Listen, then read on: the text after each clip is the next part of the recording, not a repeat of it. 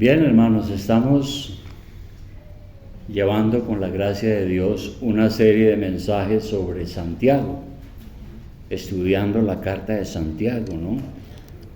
Ya hemos hablado de el año en que fue escrita, quién era él, y vamos a continuar hoy en el capítulo 3. Santiago, en sus Biblias, por favor, vamos a ir al capítulo 3. Capítulo 3. Como hemos dicho, Santiago tiene una carta aquí a todos los cristianos que estaban dispersos, tal vez por Judea, Samaria y esa región, porque hubo una gran persecución a raíz de la muerte y ajusticiamiento de Esteban. Entonces, él escribe esta carta para animar a la iglesia, y esta carta también hemos dicho que es muy práctica, porque Santiago está interesado en el hacer. Hay que creer, pero también hay que hacer.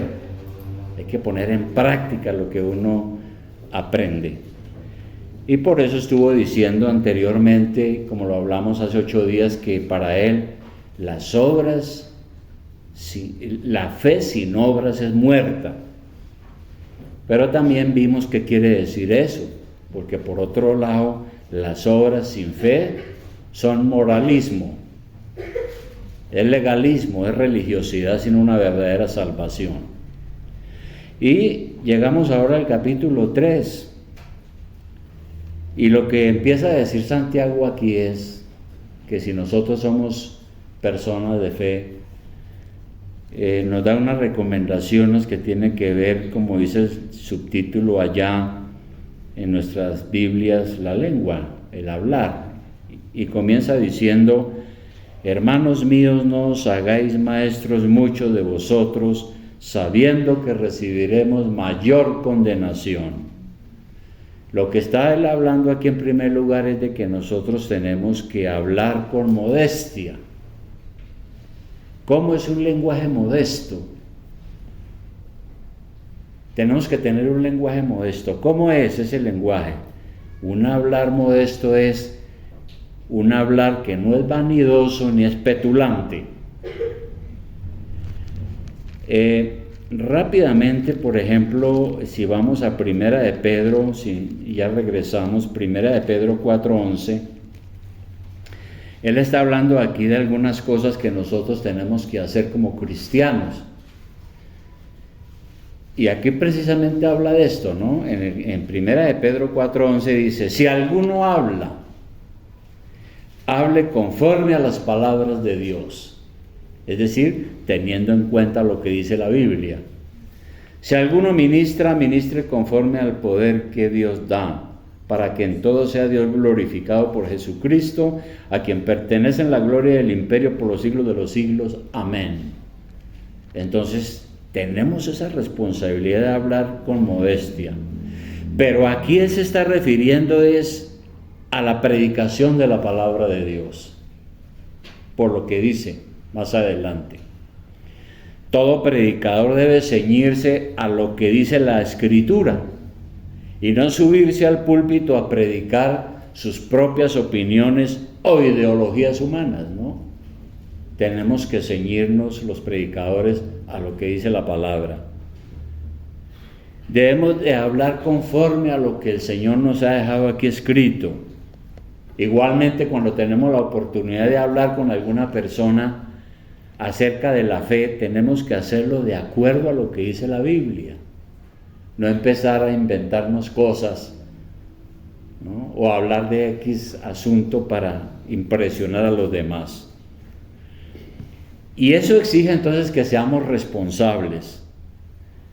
Es muy probable que Santiago tuvo noticias o observó en las iglesias que había algunas personas que aspiraban a ser maestros de la palabra de Dios, pero observó que ellos no tenían las condiciones para enseñar. Y por eso, en vez de animarlos, los desanima. Que es una cosa curiosa, ¿no?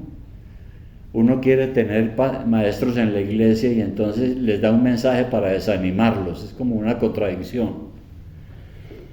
Pero mire usted que alguien dijo lo siguiente, dijo: los maestros son necesarios, pero los incompetentes e indignos hacen mucho daño. Qué bueno tener un maestro, pero hay que tener un buen maestro, porque si no lo manda a uno por caminos equivocados. Tal vez había muchos en la congregación que no estaban calificados para ser maestros, pero aspiraban a enseñar a otros públicamente, y tal vez no lo estaban haciendo por los motivos adecuados, quizás por tener prestigio o por otro motivo.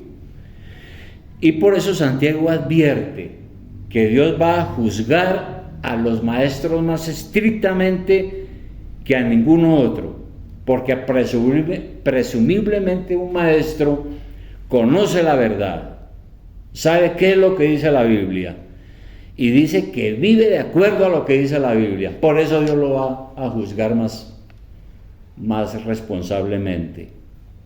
Y por eso Él dice, si no hacemos bien este trabajo de enseñar, es mejor esperar, tranquilizarnos. Y por eso dicen, no se hagan maestros muchos de vosotros.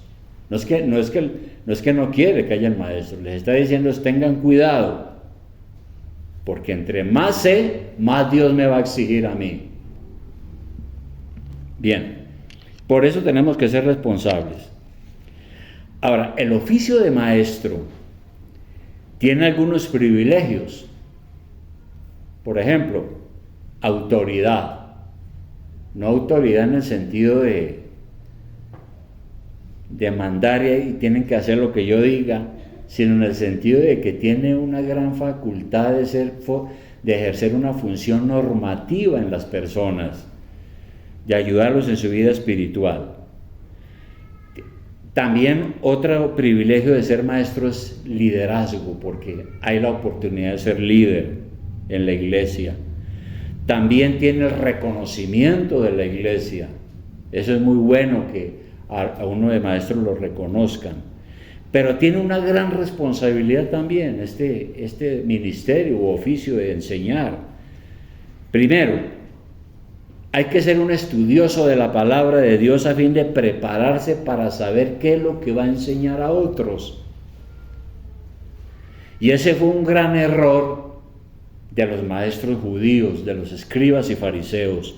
Uno lee en Mateo 15, por ejemplo, vamos a mirar rápidamente Mateo 15, que el Señor fue muy serio y muy directo con ellos. En Mateo 15, versículo 14, Él está exhortando a los maestros, a los escribas y fariseos, por su equivocación, por su mala interpretación de la palabra. Y aquí les dice, dejadlos. Son ciegos guías de ciegos, y si el ciego guiare al ciego, ambos caerán en el hoyo. Si yo estoy enseñando la palabra y resulta que no la conozco bien, o estoy enseñando una mala doctrina, pues voy a conducir a las personas a lo mismo. Estamos ciegos a la verdad y vamos al precipicio y al desastre, a la equivocación. Así eran los fariseos y los escribas. Y otra cosa muy importante es que hay que ser ejemplo. Pablo denunció a los judíos por su hipocresía, porque conociendo la ley de Dios no la practicaban. Miremos Romanos 2:19. Nosotros sabemos que los judíos tuvieron grandes privilegios en la antigüedad, en el Antiguo Testamento.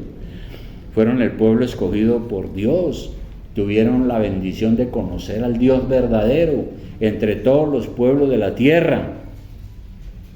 Pero aquí Pablo, en la carta a los Romanos capítulo 2, versículo 19, se dirige directo a ellos, porque recordemos que los judíos pensaban que ellos iban a salvar por lo que hacían, por las obras de la ley. Y Pablo les explicó que por las obras de la ley nadie va a ser justificado delante de Dios, si no es por la fe en Cristo. Y aquí en el 19 él les dice, yo creo que vamos a leer desde el 17, dice: he aquí tú tienes el sobrenombre de judío. y te apoyas en la ley de Dios, y te glorías en Dios, y conoces su voluntad, e instruido por la ley, apruebas lo mejor,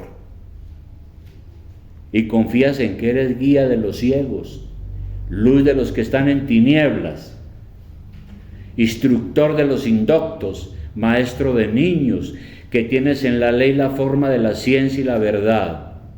Tú, pues, que enseñas a otro, ¿no te enseñas a ti mismo? Tú que predicas que no se ha de hurtar, ¿hurtas? Tú que dices que no se ha de adulterar, ¿adulteras? Tú que abominas de los ídolos, ¿cometes sacrilegio?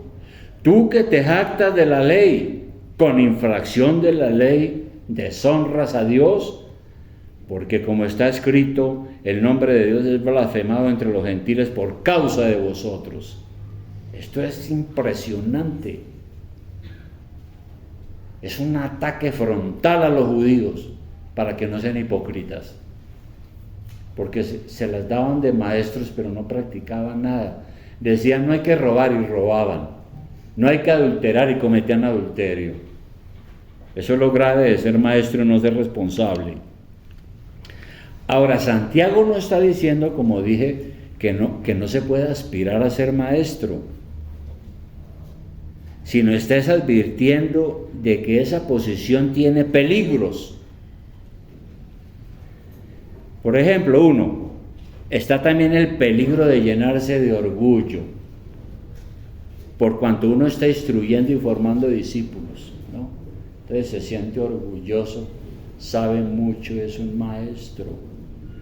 Todos le rinden honores. Está el peligro de creerse un sábelo-todo y no necesita ser enseñado. Y a veces uno conoce personas así, ¿no? Aquí una vez, menos mal que hace rato, y ustedes no saben quién es, pero hubo alguien que decía, yo estoy aburrido de que hablen de esa confesión de fe en la iglesia, en la escuela dominical. Es que eso yo ya la sé. Ya se sabía de memoria la confesión de fe. Bueno, o sea, no necesitaba ser enseñado. Y otro peligro es que por esa razón Dios nos va a llamar a cuentas por el trabajo que hacemos. El día que uno se muere y se presente delante del Señor, le va a tomar a cuenta de cómo fue que hizo su trabajo, el gran privilegio que Dios le dio, la oportunidad importantísima que Dios le dio de ser guía y luz y maestro para otros.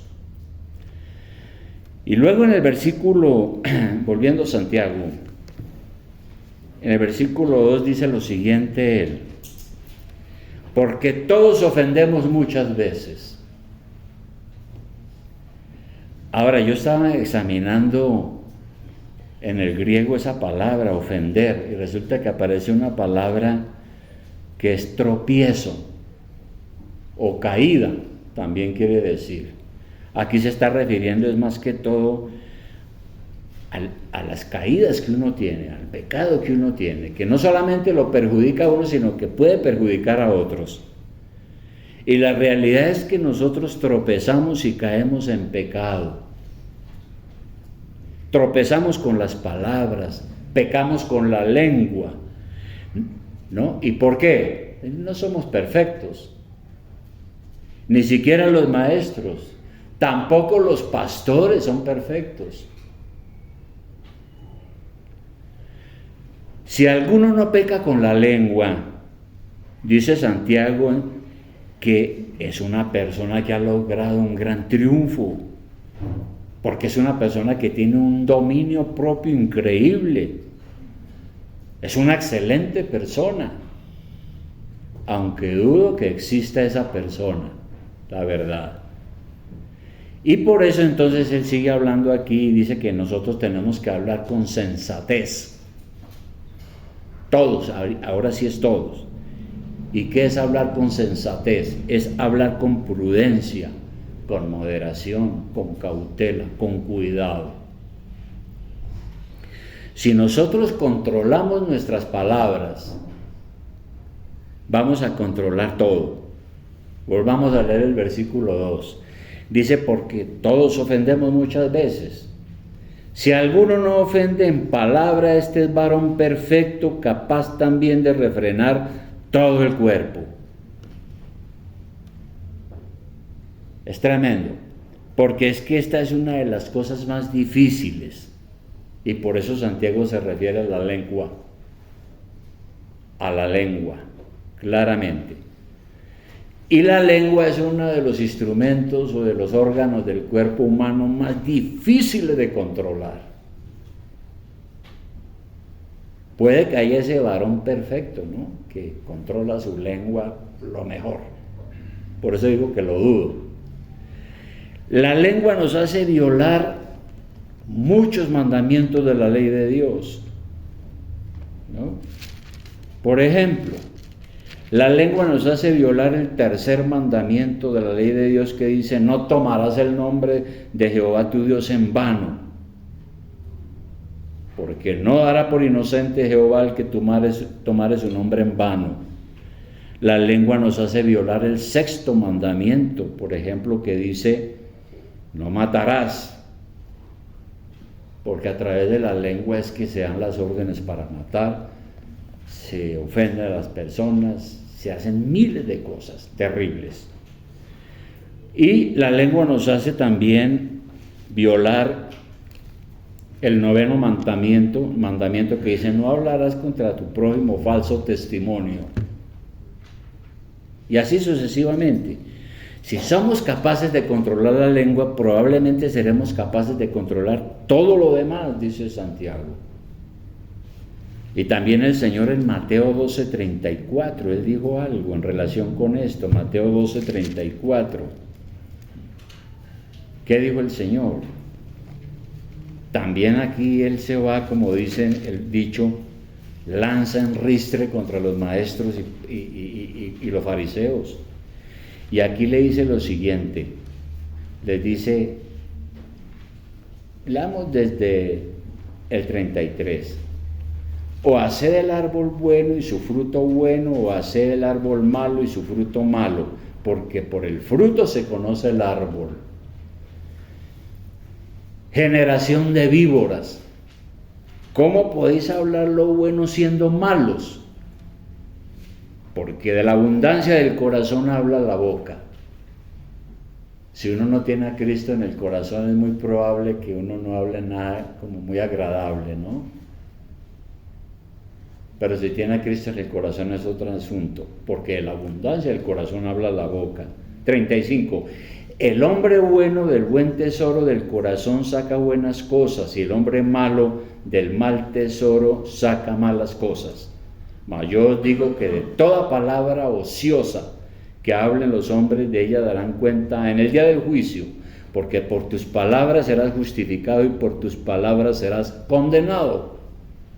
Bueno, nosotros confesamos que Jesucristo es el Hijo de Dios, y si eso es verdad, seremos salvos. Pero la mayoría que no tiene a Cristo probablemente vaya a ser condenado por eso mismo, porque no tiene a Cristo en su corazón.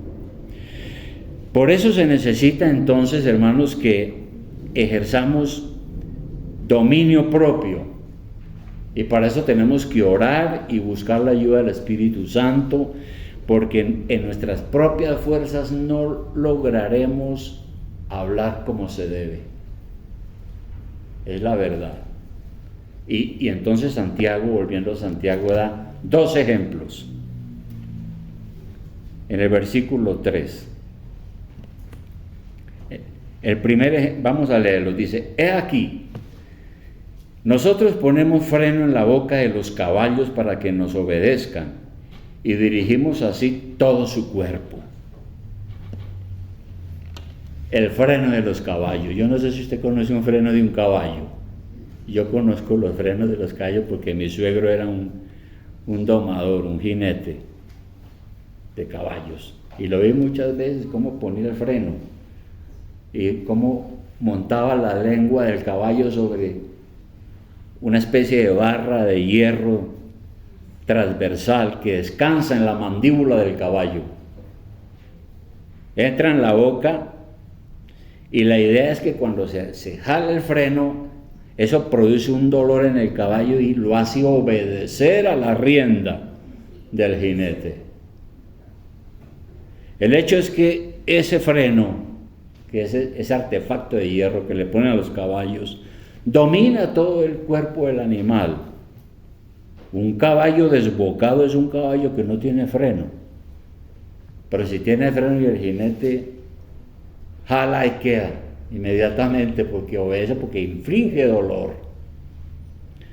Y luego pone Santiago otro ejemplo en el versículo 4. Dice: mirad también las naves, aunque tan grandes y llevadas de impetuosos vientos, son gobernadas con un muy pequeño timón por donde el que las gobierna quiere. ¿El timón qué es? Es un dispositivo que controla un complicado sistema con el fin de controlar una embarcación para que siga un determinado rumbo.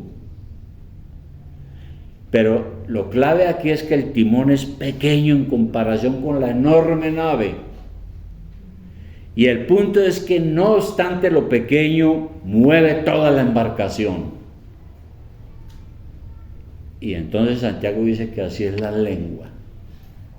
Es pequeña, pero nos mueve a todos. Y por eso necesitamos hablar con sensatez, pero para eso debemos controlar nuestra lengua. Ahora, si nosotros le pidiéramos a un médico que nos dé una descripción anatómica y funcional de la lengua, pues tiene un sinnúmero de funciones impresionantes. La lengua sirve para la degustación. No podríamos degustar y tener el placer del sabor si no tuviéramos lengua. Sirve para la masticación, porque en conjunto con los dientes y los músculos, todo hace un trabajo allí para producir el bolo alimenticio. Sirve para la deglución y naturalmente para hablar y comunicarnos y quizás otras funciones. Pero la descripción que Santiago nos da de la lengua es sorprendente, porque no habla nada bueno. En primer lugar dice: es un miembro pequeño pero jactancioso. Versículo 5 dice: así también la lengua es un miembro pequeño pero se jacta de grandes cosas. Y entonces vemos a personas presumidas que alardean de sí mismas y de sus propias cualidades, ¿no? Eso es alardear.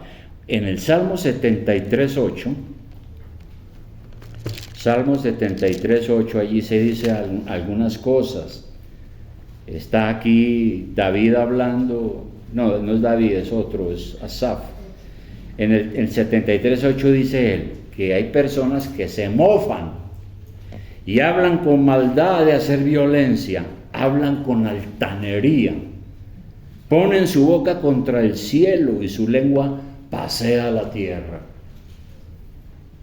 ¿no? Para hablar de ese hablar jactancioso.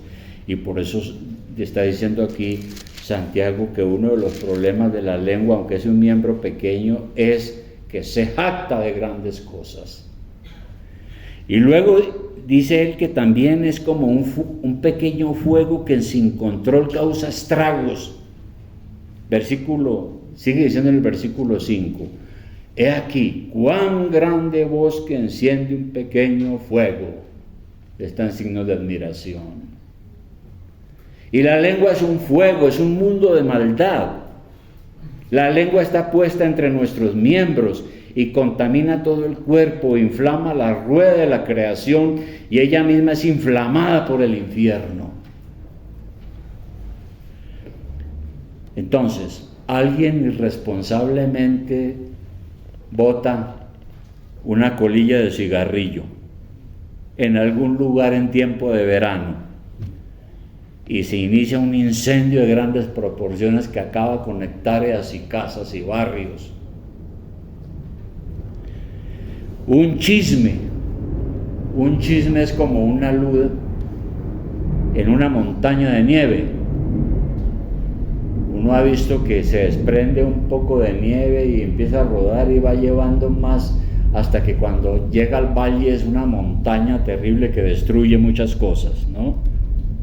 Y la lengua es algo parecido. Dice aquí que es un mundo de iniquidad. Eso es una metáfora para decir que es inmenso el daño que hace la lengua. Es culpable de un mar de problemas terribles que proceden precisamente de ese hablar inadecuado. Y la verdad es que entonces no hay mal, no hay iniquidad que la lengua sin control no pueda producir, porque es con la lengua que se maldice, se enseñan falsas doctrinas, se habla mal de Dios, se habla mal de las personas. Es un órgano mediante el cual se aterroriza, se impulsa a cometer homicidios, adulterios y toda obra mala. Por eso Santiago dice que es un mundo de maldad. Pero algo más, en el versículo 6 sigue diciendo que es un pequeño miembro causante de todos nuestros males, ¿no? Como lo leímos. Satanás influye, tienta en nuestro corazón y hace que con esa tentación, si no se controla, esa tentación y ese pecado se desborda por la lengua. Sale fuego por la lengua, con fatales consecuencias. Produce un verdadero infierno sobre la tierra. Proverbios 18:21 es otro proverbio que habla de algo parecido. El libro de la sabiduría. Proverbios 18:21, ¿qué dice? La muerte y la vida están en poder de la lengua, y el que la ama comerá de sus frutos. El que no controla su lengua, ¿no?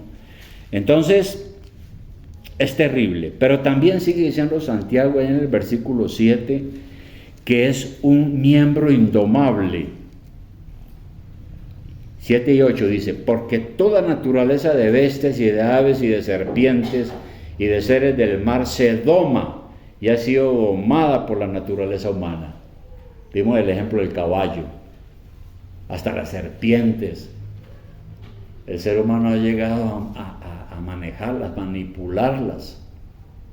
Todos los peores, los seres más fieros lo ha logrado. El versículo 8 dice: pero ningún hombre puede domar la lengua, que es un mal que no puede ser refrenado. ¿No? Es un miembro indomable. No es que no se pueda controlar, sino que es difícil de controlar. Y en la segunda parte dice que es como está llena de veneno mortal, es un miembro mortífero, porque puede causarnos la muerte y causa la violencia entre los seres humanos. Es por medio de la lengua que se calumnia, que se hablan falsos testimonios, que se miente, puede causar ultrajes, asesinatos y grandes injusticias. Así que para Santiago, pues, es una cosa terrible. Por tal razón, dice él, debemos evitar un hablar contradictorio. Versículo 9 dice así: con ella bendecimos al Dios y Padre, y con ella maldecimos a los hombres que están hechos a la semejanza de Dios. De una misma boca proceden bendición y maldición. Hermanos míos, esto no debe ser así. No debe ser así. Ahora, recordemos que Santiago está escribiendo a los judíos, a muchos judíos que se habían convertido. Y los judíos, especialmente los escribas y los fariseos, se contradecían en lo que decían.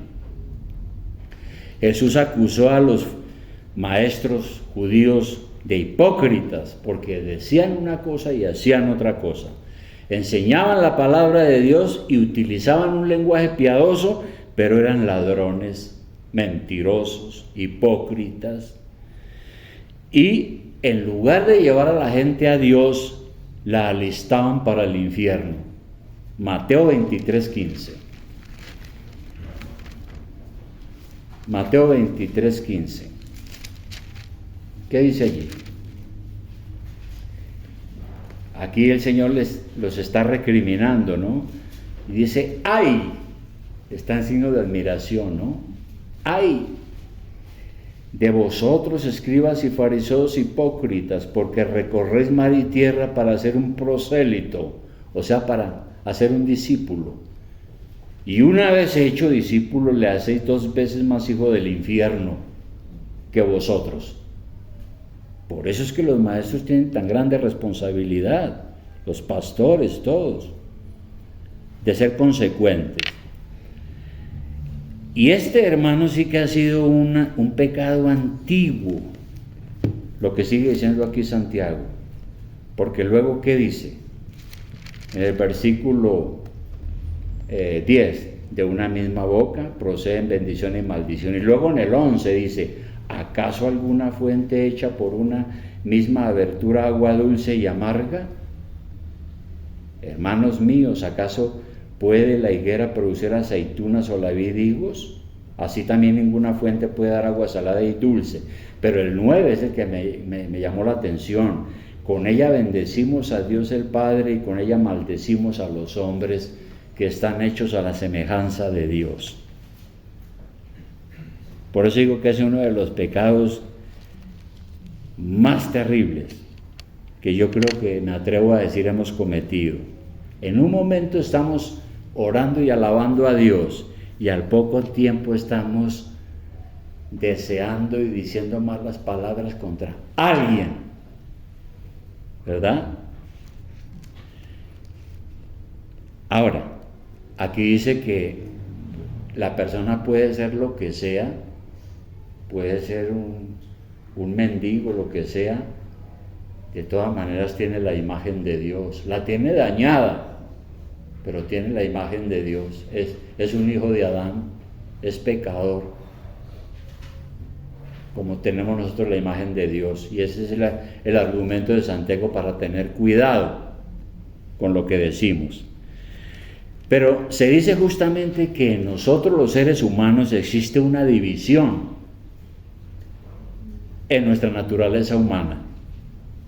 Entonces, nosotros los seres humanos somos o tenemos algo de bestia y algo de ángel, dice un escritor, algo de héroe y algo de villano, algo de santo y mucho de pecador. Así somos los seres humanos. Pero eso de bendecir a Dios y alabarlo y luego maldecir es algo antinatural, y por eso él pone los 2 ejemplos aquí. Una fuente de agua, un manantial que brota de la tierra y se convierte en un aljibe, llaman en el campo. Siempre sale agua dulce, hasta mejor que la que hay en la ciudad. Se espera que el agua no sea amarga o salada. Los árboles frutales dan su fruto de acuerdo a su naturaleza y no lo contrario. Uno espera que el árbol de las frutas como son, si son dulces, dulces, no otra cosa. Por lo tanto, dice Santiago, es algo inconcebible que en un momento estemos alabando al Señor y en otro momento estemos hablando malo, deseando el malo o maldiciendo, dice él. Pero la realidad es que a veces nosotros lo hacemos como cristianos, o usted no lo hace. Santiago dijo arriba, si hay alguien que es capaz de eso, es un varón perfecto. Nosotros estamos en un mundo malo donde tenemos que lidiar con personas que a veces nos hacen perder la paciencia. Sin embargo, el llamado de Santiago aquí es dependiendo de Dios y de su gracia, cuidarnos de bendecir y no maldecir. Y ser consecuentes en nuestras palabras y acciones. Y esto es un trabajo de todos los días, ¿no? Porque por allá en lo secreto cada uno No, pues esa persona, mire el daño que me hizo tan terrible, ese es un tal por cual. Así seamos cristianos, pero eso sucede, ¿o no? Mire, hermano, termino con esto haciendo un resumen de lo que dijo Santiago. Dice, muy bueno que usted quiera ser maestro en la iglesia o maestra, pero tenga claro que es un oficio delicado, que exige gran responsabilidad, porque entre más sabemos, más se nos va a exigir. En segundo lugar, como conclusión, cuando hablemos, procuremos ser modestos y sensatos. Tengamos presente que la lengua es un mundo de maldad. Y me gusta mucho un dicho que aprendí hace poco, que dice que uno es dueño de su silencio y esclavo de sus palabras. A veces es mejor no hablar, ¿verdad? Que hablar y quedar uno ahí en problemas después por lo que cómo se echa para atrás de lo que dijo. David oraba de la siguiente manera en el Salmo 141. Salmo 141. ¿Qué decía David? Salmo 141, versículo 1. Decía lo siguiente, es una belleza. Este salmo decía, Jehová, a ti he clamado, apresúrate a mí, escucha mi voz cuando te invocare. Suba mi oración delante de ti como el incienso, el don de mis manos como la ofrenda de la tarde, que eran los sacrificios que hacían en el templo, en Jerusalén. Y él se acuerda de eso y dice que mi oración sea así ante ti. Pon guarda a mi boca, oh Jehová. Ponga un guardián en mi boca. Guarda la puerta de mis labios.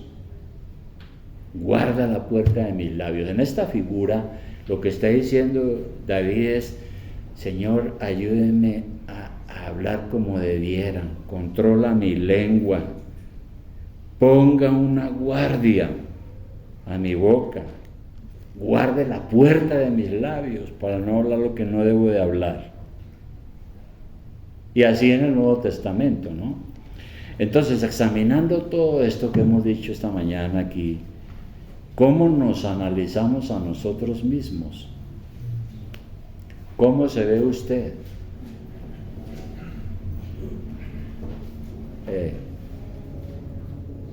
Alguien puede decir, yo, es excelente mi manera de hablar, no, yo nunca maldijo, yo nunca digo nada. Entonces, la idea es cómo se ve usted de manera sincera. Cuando hablamos, somos prudentes y moderados, cautelosos, hablamos recordando lo que está en la palabra de Dios.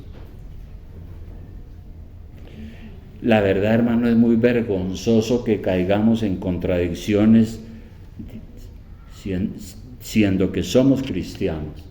A mí que me cojan en algo que no es correcto me trae una vergüenza, no sé dónde esconderme. Gracias a Dios que tenemos la ayuda del Espíritu Santo para levantarnos de nuestras caídas, ¿no? Porque Santiago dice, la verdad es que todos pecamos, todos tenemos nuestros tropiezos, y tropiezos que a veces perjudican a otros. Es la verdad, no somos perfectos, pero tenemos que buscar serlo. Es una meta y contamos con la ayuda del Señor para esa perfección y para esa santidad. Y ese es el trabajo hasta que Dios nos llame fuera de este mundo. Ese es el trabajo. Y por eso mi pregunta es, ¿cómo se ve usted? No nos metamos en chismes, no hablemos lo que no es, no exagere, no diga lo que no es porque tendrá problemas. Mejor no hable, ¿verdad? Mejor no hable. Vamos a orar, hermano.